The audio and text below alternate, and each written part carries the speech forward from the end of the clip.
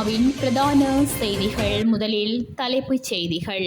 நாட்டில் விபரீத முடிவால் உயிரிழந்த மருத்துவர். 3 பிள்ளைகளின் தாய் நிர்வாண நிலையில் சடலமாக மீட்பு. நாயினால் வங்கியில் இருந்த பெருந்தொகை பணமிழப்பு. நாடாளுமன்ற உறுப்பினர் தொடர்பில் கிருணிகா வெளியிட்டுள்ள அறிவிப்பு. தேர்தலில் யாருக்கும் ஆதரவில்லை, சந்திரிகா பகிரங்க அறிவிப்பு. அனுராதபுரம் கரவப்பத்தானை போலீஸ் பிரிவிற்குட்பட்ட பகுதியில் வைத்தியர் ஒருவர் விபரீத முடிவெடுத்து உயிரை மாய்த்துள்ள நிலையில் சடலமாக மீட்கப்பட்டுள்ளார்.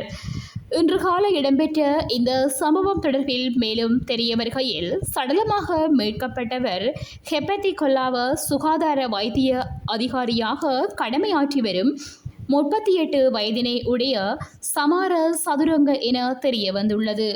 உயிரிழந்த வைத்தியரின் மனைவி தம்புத்தேகம வைத்தியசாலையில் தாதியராக கடமையாற்றி வருகிறார். கொரவப்பத்தானை போலீஸ் பிரிவிற்குட்பட்ட மொரஹேவ பகுதியில் மனைவியின் தாயாரின் வீட்டில் குறித்த சம்பவம் இடம்பெற்றுள்ளதாகவும் ஆரம்பகட்ட விசாரணை மூலம் தெரிய வந்துள்ளது. உயிரிழந்த வைத்தியரின் சடலத்தை பிரேத பரிசோதனைக்காக அனுராதபுரம் போதனா வைத்தியசாலைக்கு அனுப்பப்பட்டுள்ளதுடன் மேலதிக விசாரணைகளை போலீசார் முன்னெடுத்து வருகின்றனர். புத்தளம் மதுரங்குளிய நல்லன் தழுவ பிரதேசத்தில் 3 பிள்ளைகளின் தாயொருவர் இன்று கொடூரமாக கொலை செய்யப்பட்டுள்ள நிலையில் போலீசார் தீவிர விசாரணையில் ஈடுபட்டுள்ளனர். சம்பவத்தில் மதுரங்குளிய நல்லன் தழுவ பிரதேசத்தை சேர்ந்த செல்வமரிக்கார் அயினா உம்மா என்ற 71 வயதினையுடைய 3 பிள்ளைகளின் தாயே இவ்வாறு உயிரிழந்ததாக போலீசார் தெரிவித்துள்ளனர். உயிரிழந்த வயோதிப பெண் தனது வீட்டினுள் மர்மமான முறையில் கட்டப்பட்டு ஆடைகளின்றி படுகொலை செய்யப்பட்ட நிலையில் மீட்கப்பட்டுள்ளதாக போலீசார் தெரிவிக்கின்றனர். தனக்கு சொந்தமான தென்னந்தோப்பு காணியில் உள்ள வீட்டில் தனியாக வசித்து வரும் நிலையில் பிள்ளைகள் எப்போதாவது தம்மை பார்க்க வருவதாகவும் தெரிய வந்துள்ளது. வீட்டின் படுக்கையில் கைகளையும் கால்களையும் கட்டி ஏதோ ஒரு வழியில் கொல்லப்பட்டிருக்க வேண்டும் எனவும், உடலில் வெட்டு காயங்களோ அல்லது வேறு காயங்களோ காணப்படவில்லை எனவும் போலீசார் குறிப்பிட்டுள்ளனர். வயோதிப பெண்ணிடம் அதிக அளவில் பணம் இருந்திருக்கலாம் என சந்தேகம் வெளியிட்டுள்ள போலீசார் சம்பவம் தொடர்பில் மேலதிக விசாரணைகளை மேற்கொண்டு வருகின்றனர்.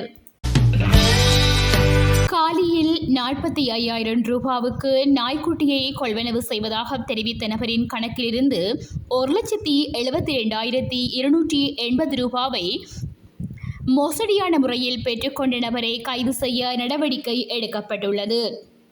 தம்மிடம் தலா 45,000 ரூபாவிற்கு நாய்க்குட்டிகள் விற்பனைக்கு இருப்பதாக ஒருவர் இணையத்தில் விளம்பரம் செய்துள்ளார். இதனையடுத்து ஹாலியில் உள்ள ஒருவர் நாய்க்குட்டியை பெற்றுக்கொள்ள விருப்பம் தெரிவித்து நாய்க்குட்டிகளின் உரிமையாளர் போல் நடித்த நபரை அழைத்துள்ளார். இதன்போது 20,000 ரூபாய் முற்பணம் தேவை எனவும் வங்கிக் கணக்கு எண்ணையும் வழங்கியுள்ளார். அதற்கமைய நாய் வாங்குபவர் 20,000 ரூபாவை வைப்பிலிட்டுள்ளார். பணத்தை வைப்பு செய்த பிறகு நாயின் உரிமையாளர் மீண்டும் அழைத்து OTP-உடன் உங்கள் கையடக்க தொலைபேசிக்கு குறும் செய்தி வரும் என கூறினர். அந்த எண்ணை கொடுத்த 3 நிமிடங்களில் நாய் உரிமையாளர் கொள்வனவாளரின் கணக்கிலிருந்து 3 முறை 1,72,280 ரூபாய் பணத்தை எடுத்துள்ளார். பணம் எடுக்கப்பட்டதை அறிந்த அவர் இந்த மோசடி குறித்து போலீசிடம் முறைப்பாடு செய்துள்ளார்.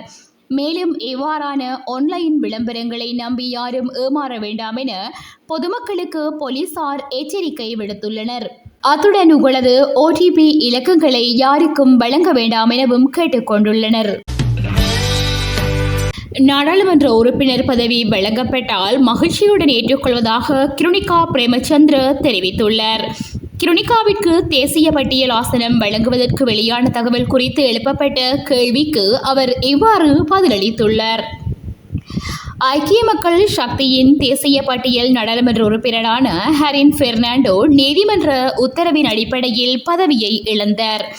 இந்நிலையில் ஹரின் பெர்னாண்டோ வெற்றிடத்திற்காக தாம் நியமிக்கப்பட்டால் அந்த பதவியை மகிழ்ச்சியுடன் ஏற்றுக்கொள்வதாக கிருணிகா தெரிவித்துள்ளார்.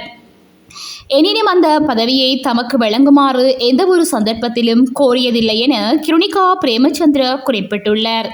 மேலும் சஜித் பிரேமதாசவை ஊடக நிறுவனங்களின் தேவைக்கு ஏற்ற வகையில் ஆட்டுவிக்க முடியாது என அவர் சுட்டிக்காட்டியுள்ளார்.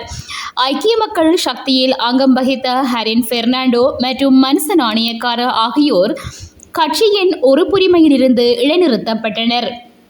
இதற்கெதிராக மன்ச நாணயக்கார மற்றும் ஹரின் பெர்னாண்டோ ஆகியோர் ஐக்கிய மக்கள் சக்தியின் இந்த தீர்மானத்தை செல்லுபடியற்றதாக்கி உத்தரவிடுமாறு கோரிக்கை ஒன்றினை உயர்நீதிமன்றில் தாக்கல் செய்துள்ளனர்.